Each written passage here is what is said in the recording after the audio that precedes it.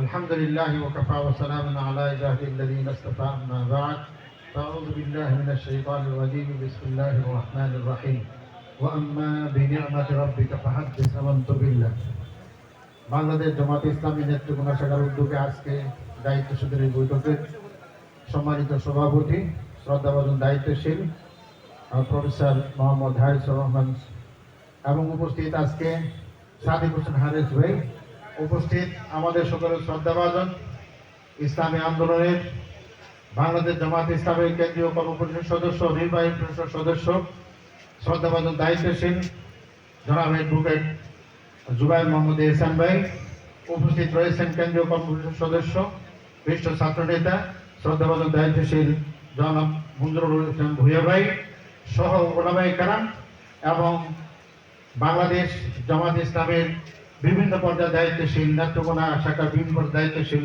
ভাইরা, মহান রবের দরবারে শুকরিয়া আদায় করছি যে আল্লাহ তাআলা নেত্রকোনার মতো একটি জায়গায়, বিশাল একটি উন্মুক্ত জায়গায় বাংলাদেশ জামাত ইসলামের একটি প্রোগ্রাম করার সুযোগ হয়েছে। কালিমাতুর শুকরিয়া আদায় করি আলহামদুলিল্লাহ। আমরা এখানে আসার পরও খুব গোপনে চলে যেতাম, কারোর সাথে সাক্ষাৎ হলে কোনো বিপদ হয় কিনা চলাফেরা এরকম একটা অবস্থা ছিল, কিন্তু সেই অবস্থার থেকে আজকে নেত্রকোনার প্রাণ কেন্দ্রে একটি সুন্দর অনুষ্ঠান করার সুযোগ হয়েছে। এই জন্য জুড়ে সরে বেরিয়ে আলহামদুলিল্লাহ। আমরা জানি বিগত সরকার এদেশের মেধা শূন্য করার জন্য সেই 2009 সালে দেশপ্রেমিক সেনাবাহিনীদেরকে বিডিআর এসে একত্রিত করে তাদেরকে পাখির মতো গুলি হত্যা করেছে। আমরা জানি সেই শাহবাগ 2014-এ ওলামায়ে কেরামদেরকে একত্রিত হয়েছিল, সেখানে তাদেরকে পাখির মতো গুলি করে হত্যা করেছে। অসংখ্য ওলামায়ে কেরামকে হত্যা করেছে। তারা বলতেও পারেনি তাদের ফ্যামিলি যে আমার স্বামী বা আমার ভাই, আমার আত্মীয় সেখানে শহীদ হয়েছে, বলার মতো সাহস তাদের ছিল না। পরিশেষে বর্তমানে আমাদের প্রাণপ্রিয় শিক্ষার্থীরা যারা জীবনের বাজি নিয়ে এই জালেম সরকারকে যারা ঘোষণা দিয়েছিল পালিয়ে দেব না, তারা রাখতে পালিয়ে যেতে বাধ্য হয়েছে। আমি আজকের এই আলোচনায় প্রথম স্মরণ করছি আমাদের সেই সন্তানদের কথা, যারা তাদের বুকের রক্ত দিয়ে, তাজা রক্ত দিয়ে দেশ থেকে জালেম ফ্যাসিবাদ সরকারকে তারা পালিয়ে যেতে বাধ্য করেছে।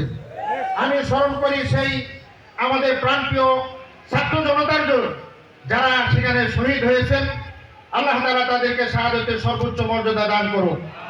যারা এখনো বিভিন্ন হাসপাতালে বিভিন্ন ধরনের অসুস্থ রয়েছেন, সেখানে আহত রয়েছে, আল্লাহ তাআলা তাদেরকে শেফা আজেলা দিয়ে তারা যেন উন্মুক্ত আকাশের নিচে এসে আবার সেই কাজ যেন তারা করতে পারে সেই দোয়া করছি।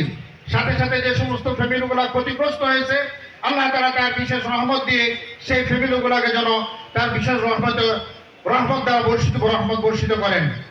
আমি নেত্রকোনার ছেলে হিসাবে আমি আপনাদের সাথে কথা বলার সুযোগ পাবো, যেহেতু সুযোগ হয়েছে। আজকে আমরা কেন্দ্রীয় নেতৃবৃন্দ পেয়েছি, তাদের থেকে ইনশাআল্লাহ গাইডলাইন নিব। তবে নেতৃবৃন্দের সামনে আমরা বলতে পারি, যদি আপনারা পরামর্শ দেন, যদি পাশে থাকেন, নেত্রকোনাই হবে ইনশাআল্লাহ ইসলামী আন্দোলনের দুর্গ। উপস্থিতি প্রমাণ করে যে এখানে সর্বস্তরের বিভিন্ন প্রতিষ্ঠান প্রধান, বিভিন্ন স্কুল প্রধান, কলেজ প্রধান এবং বিভিন্ন বড় বড় ব্যবসায়ী এবং এই সমাজসেবক এখানে একত্রিত হয়েছে। এটাই প্রমাণ করে যে যদি ইসলামের দাওয়াত আগেও সুযোগ হতো, তাহলে হয়তো আমাদের এমন একটি পরিবেশ হতো যে পরিবেশ নেত্রকোনার থেকেই ইসলামী আন্দোলনের দাওয়াত সম্প্রসারিত হবে ইনশাআল্লাহ। আমরা আশা করছি আপনারা আমাদেরকে গাইডলাইন দিবেন। এখানে যারা এসেছেন প্রত্যেকেই দায়িত্বশীল। বাংলাদেশ জামাত ইসলামী কোরআনের দাওয়াত দেয়, বাংলাদেশ জামাত ইসলামী নামাজ পড়ার দায়িত্ব দেয়, আদেশ দেয়। বাংলাদেশ জামাত ইসলামী মানুষকে একটি সুন্দর মানুষে পরিণত করতে চায়। বাংলাদেশ জামাত ইসলামী একজন আদর্শ নাগরিক তৈরি করতে চায়। বাংলাদেশ জামাত ইসলামী দেশকে একটি ঘুষ মুক্ত, স্বৈরাচারী মুক্ত একটি সুন্দর দেশ উপহার দিতে চায়। সেই উপহারের জন্য আমরা আমাদের জায়গার থেকে, যারা যেখানে রয়েছে প্রত্যেকেই তার জায়গার থেকে আমরা ইনশাআল্লাহ কাজ করে যাবো। আমরা সকলে রাজি আছি ইনশাআল্লাহ। আল্লাহ তাআলা দ্বীনের জন্য আমাদের সমস্ত হাতগুলো তুমি কবুল করো। ওয়া আখিরু দাওয়ানা আলহামদুলিল্লাহি রাব্বিল আলামিন।